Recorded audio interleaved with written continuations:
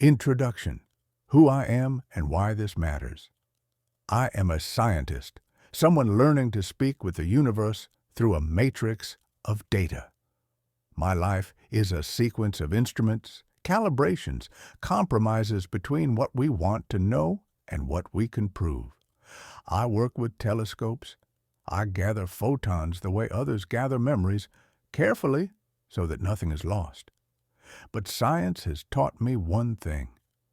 Human nature mixes into every experiment.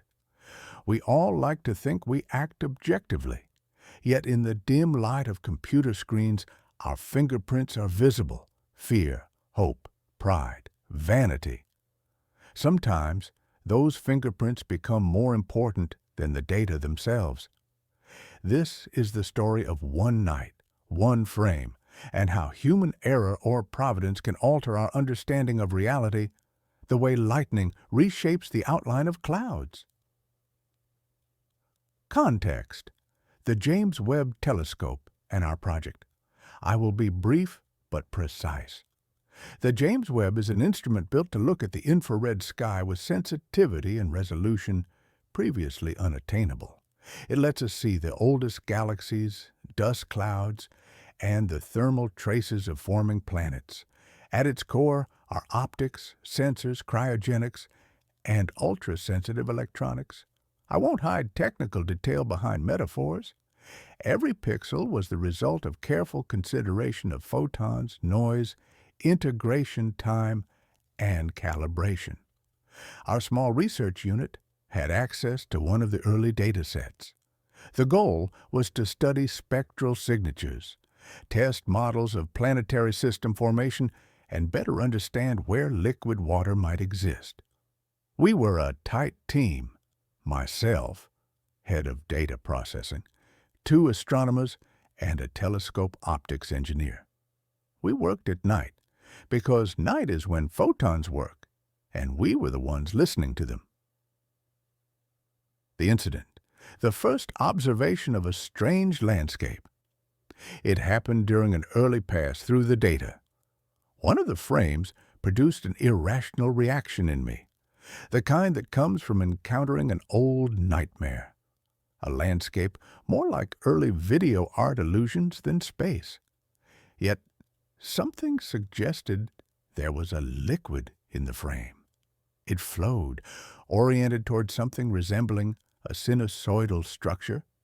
"Well, the landscape looks familiar, cosmic," I whispered. Someone on the team: Wait. Everyone took off their headphones. The frame froze.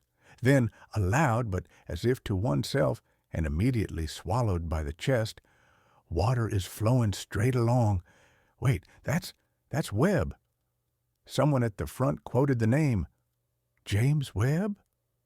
In that moment, I felt a chill, not from sensor temperature, but from the sense that we had crossed a boundary. We were looking at a feature that should not have been there. Explanations could be simple: a processing artifact, an electronics glitch, incorrect calibration. But when the engineer ran a few more commands, we saw a sequence of frames, like a series of photographs in which the liquid's flow changed shape, reflecting off a structure that made no physical sense for a distant object. We began to think realistically. If this was a defect, it should be reproducible. I began to record the frame's metadata: time, telescope pointing, filters, integration time.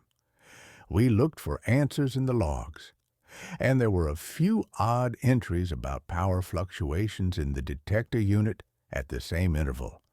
But fluctuations are a technical diagnosis. As the language of nature, they don't explain the pattern we saw. First analysis: pessimism prevails. I have always suspected that the worst thing in the science is people. We run experiments, see data, and usually try to make them say what we want to hear. This is not always malice. Often it is desire-steering interpretation. Our team had ambitions, and even in the moments when we were alone with the screen, I felt ambition look over my shoulder. I decided to act methodically. Step 1. Reprocess from scratch. Step 2. Change calibrations. Step 3. Find other observations of the same object in different exposures. We did all that, and the frames remained. If this is an artifact, one of the astronomers said, it should appear in other filters. But it did not. That forced me to consider deeper questions: how the instrument maps onto physical reality, and whether we were seeing something that requires a new physical explanation. I don't like such thoughts. They open more questions than they solve. But I am a scientist, so I proceeded. Middle, digging into the data, models, and human weaknesses, we performed spectral analysis. Where emission from hot dust or molecular lines should have appeared, something unusual showed up: shifted peaks, asymmetric profiles. It was like an unfolded message without a language. I tried not to admire the beauty, much like you don't admire spears in battle. Then I saw a polyphony of paradoxes. Models we knew provided no simple explanation for the apparent directed liquid stream. Temperature maps did not fit the usual hierarchy. The real problem was not the data. It was our ability to be honest with ourselves. I watched a colleague begin to hunt for sensation, another pedantically dismissing anything that didn't fit his favorite models. We argued, but not openly. Better to hide worry behind sarcasm. I, someone who knows truth is often unpleasant, behaved bitterly and coldly. Theoretical hypotheses. Brief for the reader. I'll give a short list of hypotheses, not to court drama, but to be honest and structured. Data processing artifact. The simplest explanation. But recalibration and checks in other filters, partially refuted. Electrical/hardware defect. Logs indicated fluctuations, but the same sequence appeared under different conditions. A weak argument. Unusual astronomical event. Perhaps a planetary formation process or something similar. The problem is we've never seen such morphology. Interpretation artifact. Psychological. Our brains find familiar shapes. People see figures in clouds. But the number of repetitions and the changing form across frames makes this unlikely, something fundamentally new. The most unpleasant possibility for me. If true, it raises questions about our training, publication ethics, and the limits of science. I don't feel euphoric about the fifth option. I feel responsibility and fear. People come to science, and people generally behave poorly when their reputations are at stake. Conflict. The team and publication. When the data started circulating inside the lab, tensions rose. Some senior scientists already pictured newspaper headlines. Others pictured grant money. We faced a moral choice: publish immediately and risk error, or delay and verify further. The pessimist in me leaned toward delay, but delay doesn't save us from human temptation. We held a sharp, biting internal debate. I remember that night. The lab walls were lined with large monitors. We sat in semi-darkness. Someone was smoking, though it was officially banned. Someone stared at the floor. I said what I thought. If we publish this without proper verification, we will make a mockery of the scientific method. If we hide it, we will betray scientific openness. It was a dilemma because both paths looked like betrayal. No one answered immediately.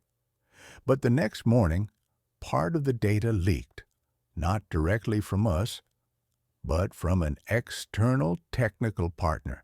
The information went out unofficially, and headlines began to appear across scientific forums. It was predictable. People love sensation. I wasn't optimistic about our ability to keep information contained. I was wrong. We failed. Climax. Displayed to the world, public pressure mounted. Demands for publications and comments grew more aggressive. Media headlines were already painting fantastic stories. Webb sees flowing water in space. And with that, many assumptions jumped in. Colleagues asked for comments. Management demanded explanations. I am someone who answers with data, not rhetoric. I felt powerless. There was more data, but questions remained. We held a public press conference. I stood before the microphones and thought of a simple truth. Truth needs no flashy packaging. I explained that we were investigating an artifact, that we were working on checks, that we made no premature conclusions. But that sounded pale against the loud speculation. After the conference, a network programmer messaged privately, "Your speech was logical, but people buy a story, not an explanation." This is the key lesson. Faith in science doesn't protect against public appetite. People want easy answers. We offered complex ones, and therefore our honesty was dangerous. Reflection: how human nature betrays science. Frankly, I have always suspected that science is not just a process, but a social institution with all its flaws.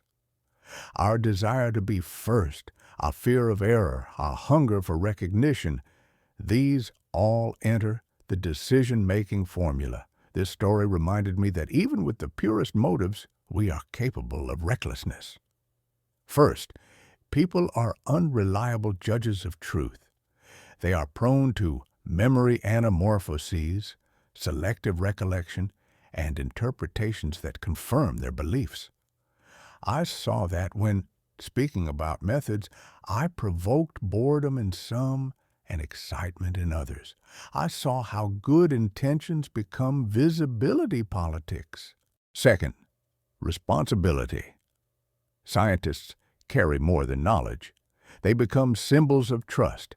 When they err, consequences can be large, from eroding public trust to ill-considered political decisions.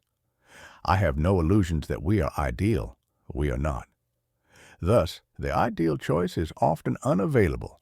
Scientific details, explanation without simplification. Now a bit of technique, but I promise.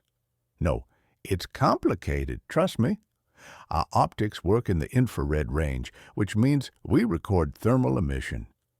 When we see a flow, what we actually observe is a difference in emission intensity or a change in the optical depth of material that can heat up and emit energy. If a system contains gas and dust, it can form streams under the influence of gravitational and magnetic fields. But the shape we saw did not look like a typical hydrodynamic structure. It was too regular, too ordered. That either provoked surprise, a new mechanism, or suspicion, a processing artifact.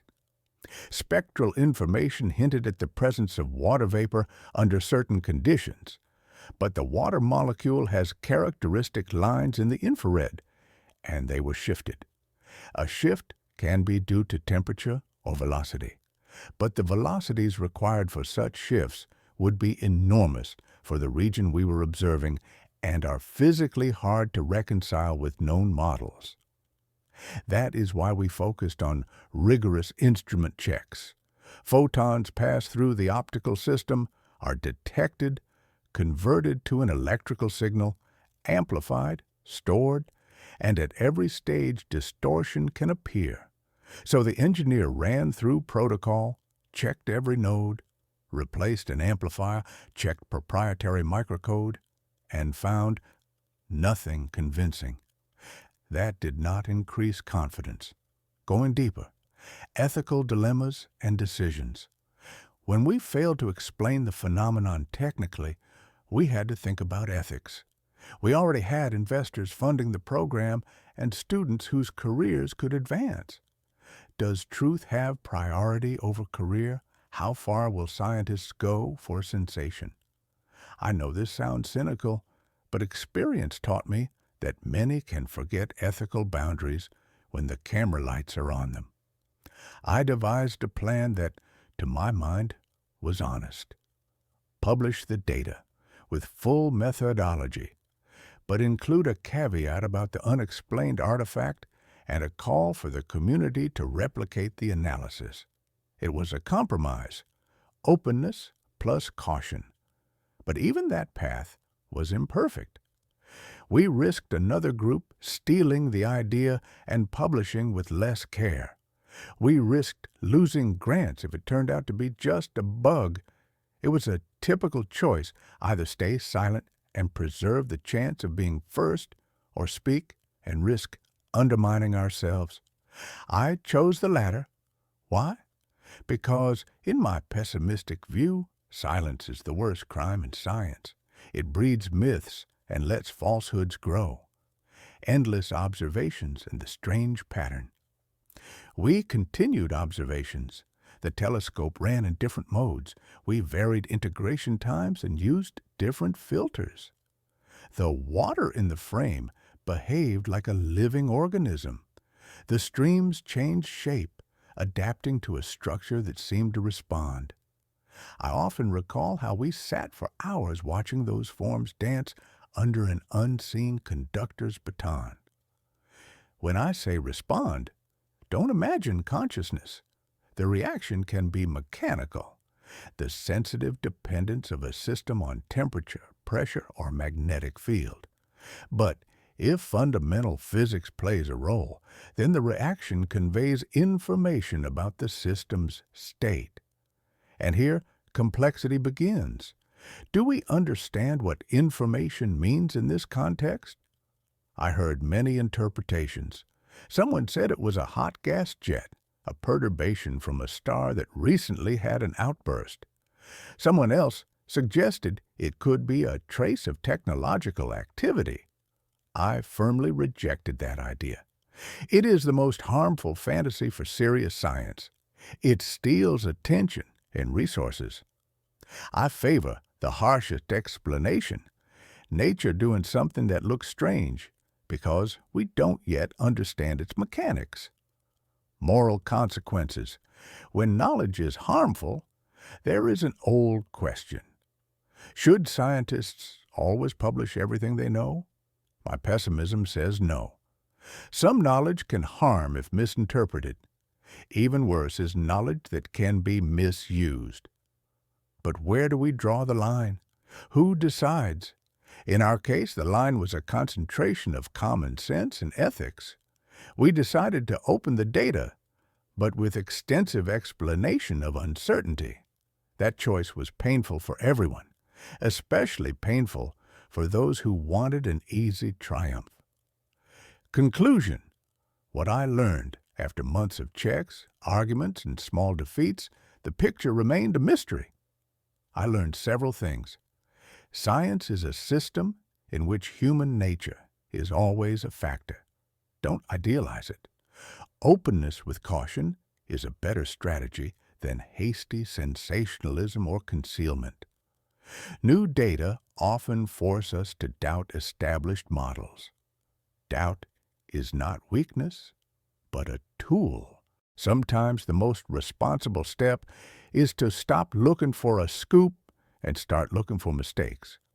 I will not tell you that we solved the nature of that frame number, but I will say it taught us a lesson. Nature does not belong to us. We are its temporary interpreters, and as interpreters, we must be honest, even when truth brings no glory.